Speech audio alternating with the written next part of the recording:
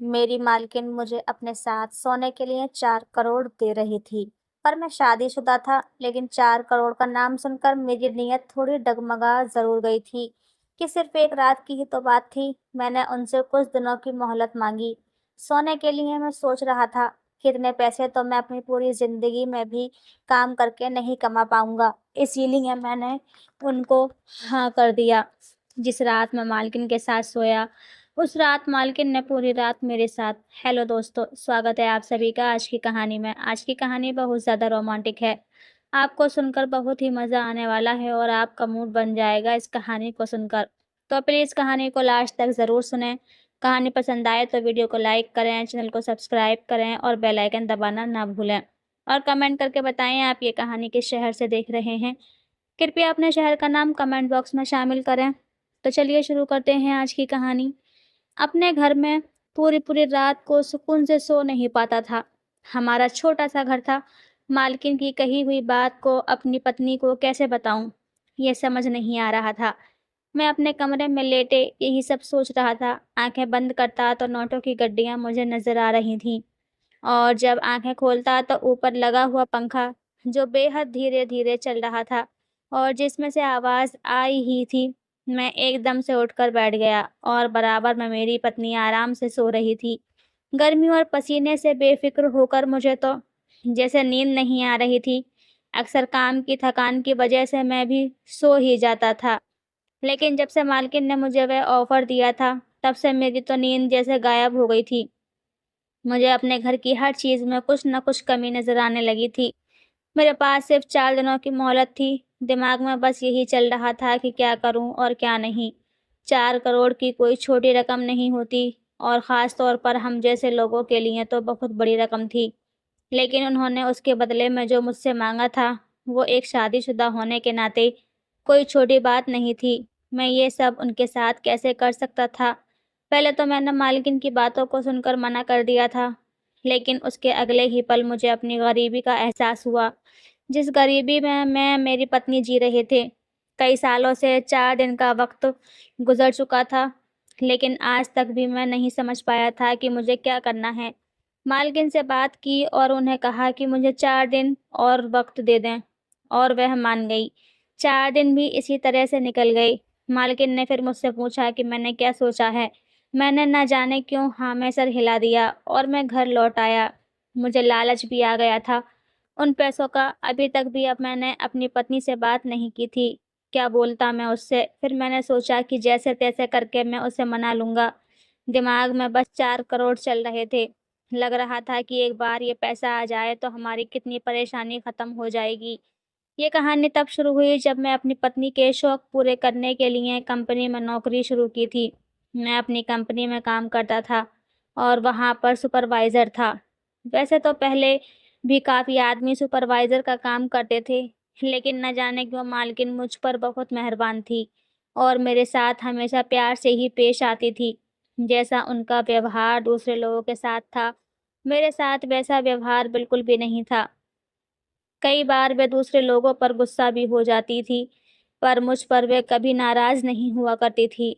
ऐसा नहीं था कि मुझसे कोई गलती नहीं होती थी, न जाने क्यों वो मुझ पर बहुत मेहरबान थी। मुझे नौकरी करते हुए ज़्यादा समय नहीं हुआ था, लगभग 9 से 10 महीने का समय ही हुआ था, लेकिन इतने ही समय में उनका काफ़ी ध्यान मुझ पर था। मेरे साथ-साथ ऑफ़िस के दूसरे लोग जो वहाँ काम करते थे, वे भी हैरान थे। अक्सर लोग मुझसे यही कहते थे कि भाई, हमें भी ऑफ़िस में जॉइन किए हुए 4 साल का वक़्त हो चुका है, लेकिन मालकिन ने आज तक हमारी तनख्वाह सिर्फ़ एक बार ही बढ़ाई है, वह भी इतना कहने पर। लेकिन तुम्हें तो सिर्फ़ 6 महीने में ही हुए हैं और तुम्हारी तनख्वाह इतनी जल्दी कैसे बढ़ गई? ऊपर से उन्होंने तुम्हें बोनस भी दे दिया। ऐसा कौन-सा काम करते हो कि मालकिन का तुम पर मुझे बखूबी समझ आ रहा था। उतने में ही एक दूसरा आदमी कहने लगा, कहा कि अरे मालकिन तो उसकी खूबसूरती पर फ़िदा है, इसीलिए इसके ऊपर इतनी मेहरबानी हो रही है, वरना इसको आता ही क्या है। हम लोग जितना काम करते हैं ये उसका आधा भी नहीं करता। ये बात सुनकर मुझे बिल्कुल अच्छा नहीं लगा था। बहुत मुझे गुस्सा भी आ रहा था। मैंने उन्हें कहा कि तुम अपनी ज़ुबान सँभाल कर बात करो। मैं भी वही काम करता हूँ जो तुम करते हो। उसके अलावा और कोई काम नहीं करता। मैं मालकिन के लिए मैं क्या करूं? अगर वह मुझे तुम लोगों से ऊपर रखती है तो। अगर तुम लोगों को इतना बुरा लगता है तो तुम जाकर बात करो, मुझ पर इल्ज़ाम मत लगाओ। मैं चिल्लाकर बोला था। फिर लोग वहां जमा हो गए थे। एक दो आदमी मुझसे बहस करने लगे। उतनी ही देर में मालकिन भी वहां पर आ गई और पूछने लगी कि क्या बात हो गई है जो आपस में लड़ रहे हो। न जाने मुझे क्या हुआ था, मैंने भी बेशर्मों की तरह उनको सारी बातें बता दी। उन आदमियों के बारे में भी बता दिया। वे उनके लिए इस तरह की बातें बोल रहे थे। वे आदमी उसके सामने नज़रें झुकाए चुपचाप खड़े थे। वे कहने लगे कि इस कंपनी की मालकिन मैं हूँ। मेरी मर्जी मैं किसी को भी सैलरी बढ़ाऊँ। अगर किसी को कोई परेशानी हो तो आज ही यह जॉब छोड़कर चला जाए। आप लोग कौन होते हैं किसी के भी बारे में उल्टा-सीधा बोलने वाले? किसने हक दिया है आप लोगों को बोलने का? मालकिन का इतना कहते ही बाकी आदमियों को तो जैसे बोलती ही बंद हो गई। मालकिन कहने लगी कि आगे से मैं इस तरह की बातें न सुनूं तो अच्छा होगा। मैं यहाँ पर काम करने आते हो तो काम किया करो। अगर मेरे कानों में अब ऐसी बातें आईं तो मैं उसे उसी समय नौकरी से निकाल दूंगी। मैं तो सोच रहा था कि वे कितनी अच्छी इंसान है और मुझे बहुत सुकून भी था। लेकिन शायद मेरी सोच गलत थी, क्योंकि जब हकीकत मेरे सामने आई तो मैं बेहद हैरान रह गया था। एक दिन मेरी कंपनी के मालकिन ने कहा कि जब सारा काम खत्म हो जाए तो उसके बाद तुम मेरे ऑफिस में आना। मुझे तुमसे कुछ ज़रूरी बात करनी है। शाम का जब समय हुआ तो सब लोग अपने घर जा रहे थे। कंपनी बंद होने का समय हो गया था और मैं अभी भी ऑफिस में था। इंतज़ार कर रहा था कि वे मुझे कब बुलाएं और उनसे मुझे अपने केबिन में बुलाया और वहाँ पर कोई भी नहीं था। सिर्फ मैं था। मुझे बेहद घबराहट भी हो रही थी। उन्होंने मुझे अकेले क्यों बुलाया? क्या बात है? वह सुकून से अपने केबिन में बैठी हुई थी और चाय पी रही थी। मैंने उनका दरवाज़ा खटखटाया और उनसे कहा कि मैम मुझे देर हो रही है। अगर कुछ काम हो तो आप मुझे जल्दी बता दीजिए। उन्होंने मुझे इस समय अंदर आने के लिए कहा और कहा यहाँ बैठो। मुझे तुमसे ज़रूरी कुछ बात करनी है। मैंने पहले अपनी घड़ी की तरफ देखा और बड़े ही बुझे हुए से उनके सामने कुर्सी पर जाकर बैठ गया। मेरे दिमाग में बस यही चल रहा था कि इतनी देर हो गई है, मेरी पत्नी भी घर पर मेरा इंतज़ार कर रही होगी। उन्होंने मुझे यहाँ बैठने के लिए क्यों कहा है? मैं चुपचाप बैठकर उनके मुँह की तरफ देख रहा था कि क्या कहने वाली हैं। कुछ देर तक उस केबिन में बिल्कुल शांति रही। वे मुझे बेहद ध्यान से देख रही थी और मन ही मन मुस्कुरा रही थी। उनकी नज़रें मुझे कुछ ठीक नहीं लग रही थीं। मुझे नहीं पता था कि मैं उनकी अजीब-सी सोच का शिकार होने वाला था। उनकी अगली बात को सुनकर मैं हैरान रह गया था और वो कहने लगी कि रमन तुम बेहद खूबसूरत हो, जवान भी हो। जब मैं तुमको देखती हूँ तो मेरा मन खुश हो जाता है। उनकी बातों को सुनकर मुझे बिल्कुल भी अच्छा नहीं लग रहा था, बल्कि गुस्सा आ रहा था। उन्होंने तो शर्म आनी चाहिए मुझे इस तरह की बातें करते हुए, लेकिन वे मुस्कुरा रही थी। मैंने उन्हें कहा कि आपको कहने का मतलब क्या है? आप ऐसी बातें क्यों कर रही हैं मुझसे? मैंने उन्हें कहा कि मैम मुझे देर हो रही है, मैं घर पर जाता हूँ। मेरी पत्नी मेरा इंतज़ार कर रही होगी। मेरा इतना कहते ही उसके चेहरे के तो हाव-भाव बदल गए। वह चुप हो गई। मेरी बात को सुनकर वह हैरानी से मुझे देखने लगी, कहने लगी कि आप शादीशुदा हैं? मैंने कहा जी हाँ, मैं शादीशुदा हूँ और वह बिल्कुल चुप हो गई। उसके कुछ देर बाद वो मुझसे पूछने लगी कि आपकी पत्नी क्या करती है? मैंने कहा कि मेरी पत्नी एक हाउसवाइफ़ है। तो मेरी बातों को सुनकर उन्होंने बस इतना ही कहा कि ठीक है, आप जा सकते हैं और कहने लगी कि अगर आपको मेरी कोई बात बुरी लगी हो तो मुझे माफ़ कर दीजिएगा। कल समय से आ जाना। काफ़ी उदासी भरे अंदाज में ये सब बोल रही थी। मैं उठा और उठकर ऑफिस के बाहर निकल गया। मेरी पत्नी भी कंपनी में नौकरी करने के लिए बात की थी। अभी हमारी शादी को ज़्यादा समय नहीं हुआ था। 2 साल ही हुए थे, लेकिन अभी तक हमारी कोई औलाद नहीं थी और ना ही हम अभी खुद चाहते थे, क्योंकि सच कहूँ तो हमारी हैसियत नहीं थी एक बच्चे को पालने की। हम दोनों ही चाहते थे कि पहले हम अच्छे से मेहनत करके कुछ जोड़ लें, उसके बाद ही बच्चे के बारे में सोचेंगे। जिस तरह की ज़िंदगी मैं और मेरी पत्नी जी रहे थे, हम नहीं चाहते थे कि हमारे बच्चों को भी वैसी ही ज़िंदगी जीनी पड़े। अगले दिन मैं रोज़ की तरह अपनी नौकरी पर जाने लगा और समय से निकल जाया करता था। कुछ दिनों तक मालकिन खामोश थी। मेरी उनसे किसी तरह की कोई बात नहीं हुई थी। लेकिन कुछ दिन के बाद उन्होंने मुझे फिर कुछ दिन के बाद उन्होंने कहा, मुझसे कुछ बात करना चाहती हैं और कहने लगीं कि मैं मजबूर हूँ। मैं उम्मीद करती हूँ कि आप मेरी बात को समझेंगे। मैं जानती हूँ कि आपको मेरी बात बिल्कुल भी अच्छी न लगेगी, लेकिन बस मैं एक बार आपसे बात कर लेना चाहती हूँ और उम्मीद करती हूँ कि आप मेरी मदद करेंगे। मुझे उनकी ऐसी बातों को समझ में नहीं आ रहा था। आखिर मैं उनकी कंपनी में एक मामूली-सी नौकरी करता था। मैं उनकी कैसे मदद कर सकता था? मैंने उन्हें कहा कि मैं आपकी क्या मदद कर सकता हूँ? मुझे बताइए, आप क्या कहना चाहती हैं? उसके बाद उन्होंने जो मुझे बात कही, उस बात को सुनकर तो मेरे दिमाग चकरा गया। वे मुझे कहीं की भी वे मुझे अभी 4 करोड़ देंगी, लेकिन उसके लिए मुझे उनकी बात माननी होगी। वह बात ऐसी मामूली-सी तो नहीं थी, जो मैं बहुत आराम से मान जाता। पहले तो मैं सुनने के बाद ही उन्हें मना कर दिया, लेकिन उन्होंने मुझे कहा कि तुम अच्छे से सोच लो, उसके बाद जवाब देना। मैं भी एक बार को सोच में पड़ गया, क्योंकि ये रकम तो वाक़ई बहुत बड़ी थी, ऊपर से हमारा जो हाल था, उसमें हमें पैसों की बहुत ज़रूरत थी। मैंने कहा कि मैं आपको कुछ दिनों में बताता हूँ और मैं उठकर उसके ऑफ़िस के बाहर निकल गया। उन्होंने कहा कि तुमने जितना समय माँगा है, मुझे उतना समय के अंदर में ही जवाब दे देना। मेरे पास ज़्यादा समय नहीं था और मुझे अपनी पत्नी से एक बार पूछना था। उसे तो पता नहीं था, उसके बिना इजाज़त के मैं ये काम नहीं कर सकता था, क्योंकि उसने हमेशा मेरा ख़्याल रखा था। इतनी परेशानी में भी हम दोनों मियाँ-बीवी ने एक-दूसरे का साथ हमेशा दिया था। एक-दूसरे को हमेशा समझे थे और एक साथ मिलकर ही हमने अपने हालात को बेहतर बनाने के लिए काम कर रहे थे और मेहनत कर रहे थे। लेकिन जो बात मुझे अपनी पत्नी से करनी थी, वह छोटी बात तो नहीं थी। कहीं न कहीं मुझे विश्वास था कि वह मेरी बात को सुनते ही मना कर देगी। सिर्फ़ 1% ही उम्मीद थी कि शायद वह मान जाए, हमारी गरीबी और हमारी लाचारी को देखकर और मुझे समझने की कोशिश करे। अगर वह मेरी बात मान जाती है, तो उससे बस कुछ महीनों के लिए ही तो उससे दूर रहना था। उसके बाद तो हमारे पास पैसे ही पैसे होते और हमारी ज़िंदगी में पैसे होते, हमारी ज़िंदगी बेहद खुशहाल होती। लेकिन कुछ महीने भर पता नहीं वह माने या नहीं माने, समझे या नहीं समझे कि उसे कैसे पूछूँ, कहीं वह गुस्से में मुझे थप्पड़ मार दे। हज़ार बातें मेरे मन में आ रही थीं, आखिर बात उसकी शायद इज़्ज़त पर जो लगने वाली थी। कोई भी औरत इस तरह से अपनी इज़्ज़त पर दाग लगाकर पैसे नहीं लेना चाहेगी और पूरी रात मैंने बेहद बेचैनी से गुज़ारी थी। बस यही सोच रहा था कि कैसे बात करूँ? समय भी तो कम था, बात तो मुझे करनी ही थी, हमारी आमदनी कम है और खर्चा ज़्यादा थे। जैसे-तैसे महीने का गुज़ारा होता था हमारा। हम दोनों मेहनत इसलिए कर रहे थे कि हम अपना घर खरीद पाएँ। जैसे-तैसे हिम्मत करके मैंने अपनी पत्नी से आज रात को बात करने का सोचा, लेकिन उससे पहले मैंने उसकी पसंद का सारा खाना बनवाया।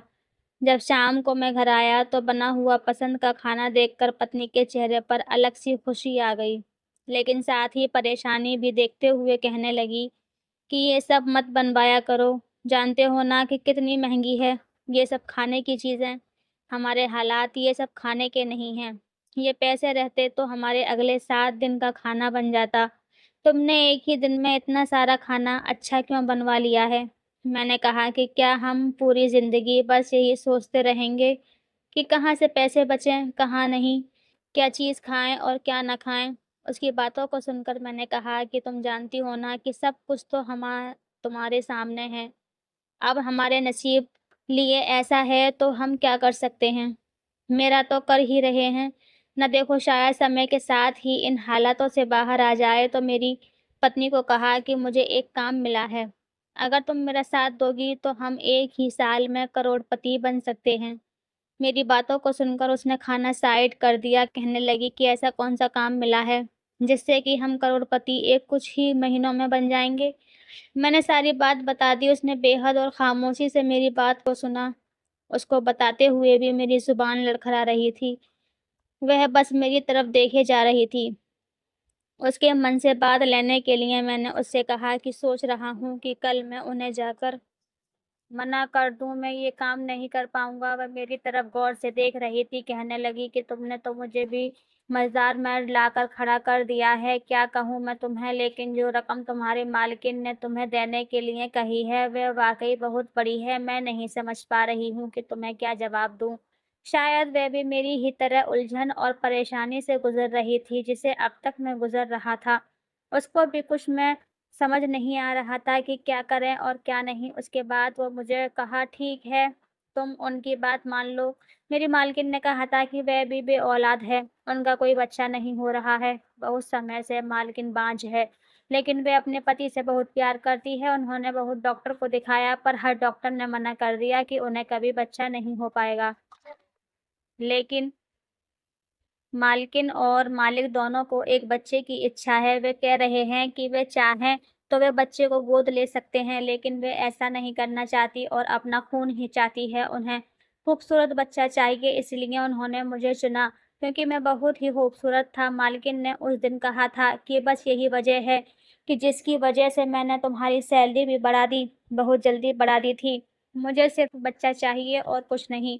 अब क्योंकि तुम शादीशुदा हो, तुम परेशान मत हो, खुद से नहीं डॉक्टर की मदद से तो मेरे बच्चे के बाप बन जाओगे। जिस समय मैं प्रेग्नेंट होंगी, उतने समय तुम्हें मेरे घर में हमेशा साथ रहना होगा, ताकि हम तुम्हारा चेहरा देख पाएँ और हमारा बच्चा एक स्वस्थ और सुंदर बच्चा हो। बस यही चाहती हूँ कि मैं उसके अलावा और कुछ नहीं। मेरी पत्नी इस बात से राज़ी हो गई थी। मालकिन को जाकर मैं अगले दिन हाँ कर दिया था और आगे का सारा काम शुरू हुआ और डॉक्टर की मदद से मालकिन प्रेग्नेंट हो गई। जिस दिन मालकिन प्रेग्नेंट हुई, उस दिन मालकिन मुझे जाकर यहाँ से अपने घर ले आए। अब जब तक बच्चा नहीं हो जाता, मुझे उन्हीं के साथ उनके घर में ही रहना था और कोई भी मर्द किसी दूसरी औरत को अपनी पत्नी के साथ आस-पास बर्दाश्त नहीं कर सकता था। मालकिन के पति भी मुझे देखकर अजीब से मुँह बनाया करते थे। उन्हें मैं अच्छा नहीं लगता था, लेकिन बस मजबूरी थी। वे मुझे बर्दाश्त कर रहे थे, क्योंकि वे देख रहे थे कि मालकिन मेरा ध्यान रखती थी। मेरे खाने-पीने से लेकर हर चीज़ का ध्यान वही रखती थी। मुझे अपनी पत्नी की बहुत याद आती थी, मैं उसे बहुत कम मिल पाता था। मालकिन की पूरी प्रेगनेंसी के दौरान मैं मालिक मुझे अच्छा खाने को देता था, अच्छे-अच्छे जगह घुमाने को ले जाता था। शॉपिंग करके घर आता था ताकि मालकिन का मन खुश रहे और एक अच्छा और स्वस्थ बच्चा हो। बहुत ध्यान रखते थे, मैं उनकी दवाइयों से लेकर जूस, दूध, हर चीज़ का ध्यान मैं खुद रखता था। मैं भी वक़्त गिन-गिन कर गुज़ार रहा था, कब समय ख़त्म होगा और मैं अपनी पत्नी के पास वापस जा पाऊँगा। मैं जब भी अपनी पत्नी से मिलता था या उसे फ़ोन पर बातें किया करता था, तो वह अक्सर मुझे उदास दिखती थी। वही उदास रहती थी, कहती कि मैं बहू तुम्हें यहाँ हाँ कह दी, लेकिन मुझे अब एहसास हो रहा था कि कोई मामूली बात नहीं थी। मैं तुम्हें ऐसे किसी और औरत के पास नहीं देख पा रही हूँ। मैं कैसे बताऊँ, मैं कैसे समय निकाल रही हूँ। मैं उसे कहा कि बस कुछ समय की ही तो बात रह गई है। अब तक जब बर्दाश्त किया है तो आगे भी थोड़ा-सा कर लो। तुम जानती हो ना, उसके बाद हमारा जीवन बदल जाएगा। हम एक सुंदर सा घर खरीद लेंगे, गाड़ी ले लेंगे, आए दिन की हमारे खाने की परेशानी भी ख़त्म हो जाएगी। जानती हो ना कि मैंने ये सब कुछ क्यों किया है? और वह अक्सर कहा करती थी कि मुझे पैसे नहीं चाहिए, आज मुझे बस तुम चाहिए। मैं नहीं रह पा रही हूँ। तुम्हारे बिना काफ़ी इंतज़ार करने के बाद वह समय भी आ गया जब यह वक़्त भी ख़त्म होने को आया था। मालकिन एक सुंदर और स्वस्थ बेटी को जन्म दिया। बच्चा होने के साथ ही मैं उस बच्चे को देखा और तुरंत अपनी पत्नी के पास आ गया। काफ़ी देर तक घर का दरवाज़ा खटखटाया, लेकिन दरवाज़ा नहीं खुला। पत्नी को फ़ोन करने की भी कोशिश की, पर उसने फ़ोन नहीं उठाया। जब बहुत देर हो गई तो आस-पड़ोस वाले की मदद से दरवाज़े को तोड़ा। अंदर का नज़ारा देखते ही मेरे पैरों तले से ज़मीन खिसक गई। मेरी पत्नी ज़मीन पर गिरी हुई थी। मैं ज़ोर-ज़ोर से रोना और चिल्लाने लगा। बहुत देर हो चुकी थी, वह इस दुनिया से जा चुकी थी। शायद मुझसे दूरी गम बर्दाश्त नहीं कर पा रही थी। मैं नहीं जानता था कि वह किस हद तक परेशान हो चुकी थी। वह दुनिया से चली गई थी। मैंने यूँ ही रोते-रोते कई दिन गुज़ार दिए और मेरे पास कोई रास्ता नहीं बचा था। मैं वापस अपनी मालकिन के पास गया, सोचा उन्हीं के पास रह लूँगा। आखिर मैंने उन्हें बच्चा दिया है, उनके बच्चे का बाप हूँ। वह मेरी इतनी मदद तो कर ही सकती हैं। मैं बेहद दुःख हारे हुए मन से उनके घर पहुँचा। गेट पर खड़ा हुआ था तो मैंने देखा कि मालकिन अपने पति के साथ थी और वह बच्चे को अपनी गोद में उठाए उसे प्यार कर रही थी। अपने पति को भी उन्होंने गले से लगाया रखा था। तीनों बहुत खुश नज़र आ रहे थे। कुछ देर में मालकिन की नज़र मुझ पर पड़ी। वह मुझे कहने लगी कि अरे तुम्हें तुम्हारी पत्नी के पास जाने की इतनी जल्दी थी कि तुमने मुझसे उन पैसों का भी चेक नहीं लिया। कितनी हड़बड़ाहट में चले गए थे। उन्होंने मुझे 4 करोड़ का चेक मेरे हाथ में थमा दिया। मैं ज़ोर-ज़ोर से रोने लगा। उन्होंने मेरे रोने का कारण पूछा था। मैंने बताया कि मेरी पत्नी मुझसे दूर होने के गम में इस दुनिया से चली गई। मैंने तो ये काम सिर्फ़ उसके लिए किया था, ताकि उसकी और मेरी ज़िंदगी अच्छी हो जाए, लेकिन यहाँ तो कुछ और ही हो गया। मैंने वे पैसे लेकर उस शहर को छोड़कर दूसरे शहर में एक घर खरीद लिया और एक छोटी-सी कंपनी भी खोली। कुछ ही महीनों में मेरा बिज़नेस तरक्की करने लगा। कुछ सालों के बाद मेरी मुलाकात मेरी मालकिन से हुई। बिज़नेस के सिलसिले में तो उस वक़्त मालकिन मुझे पहचाना भी नहीं। भाई मैंने कहा आप ठीक तो हैं ना? तो वह मुझे बहुत चौंकते हुए देखी और बोली कि कौन हो तुम? मुझे मालकिन बहुत दुखी और कमज़ोर लग रही थी। मैंने कहा कि मैं रमन हूँ, आपकी कंपनी में काम करने वाला। ये सुनकर वह रो पड़ी और मुझसे लिपट गई और बोली कि मैंने बहुत ढूँढा तो मैं कहीं नहीं मिली। मैं बहुत अकेली हो गई हूँ। मालकिन ने ऐसी बातें बताईं जिससे मैं हैरत में पड़ गया। मालिक अब इस दुनिया में नहीं थे। वह बच्चा उनका नहीं किसी और का है ये सोचकर उनको बीमारी हो गई थी और कुछ वक़्त के बाद वह मर गई। मालकिन को किसी के साथ की ज़रूरत थी, फिर मैं भी तो अकेला था। मेरी भी पत्नी मर गई थी। मुझे भी किसी का साथ चाहिए था। मैंने मालकिन से शादी कर ली और उस बच्चे को अपनी माँ और बाप दोनों मिल गए। इंसान लालच करता है, उसको सीख मिलती ज़रूर है। लालच का फल हमेशा बुरा होता है। दोस्तों, रमन ने पैसों के लालच में आकर ऊपर वाले के नियम को बदलने की कोशिश की, जिससे उसे अपनी पत्नी को खो दिया और मालकिन ने भी माँ बनने के चक्कर में किसी और के साथ अपने पति के होते हुए रिश्ता रखा, तो ऊपर वाले ने मालकिन के पति को भी अपने पास बुला लिया। अब मालकिन और रमन दोनों के पास पछताने के अलावा कोई रास्ता नहीं था। दोनों को अपनी गलती का एहसास हो गया था। दोनों फिर से उस बच्चे की खातिर शादी करके उस बच्चे को माँ और बाप का नाम दिया, जिससे उस बच्चे की ज़िंदगी खराब ना हो। तो दोस्तों, आपको इस कहानी से क्या सीख मिलती है? इस कहानी में किसकी गलती नज़र आती है? आप हमें कमेंट करके ज़रूर बताएँ। दोस्तों, ये कहानी कैसी लगी? कमेंट बॉक्स में ज़रूर बताएँ। चैनल पर नए हो तो चैनल को सब्सक्राइब करें। कहानी अच्छी लगी हो तो एक लाइक ज़रूर करें। मिलते हैं और एक नई सी इंटरेस्टिंग कहानी के साथ। धन्यवाद दोस्तों।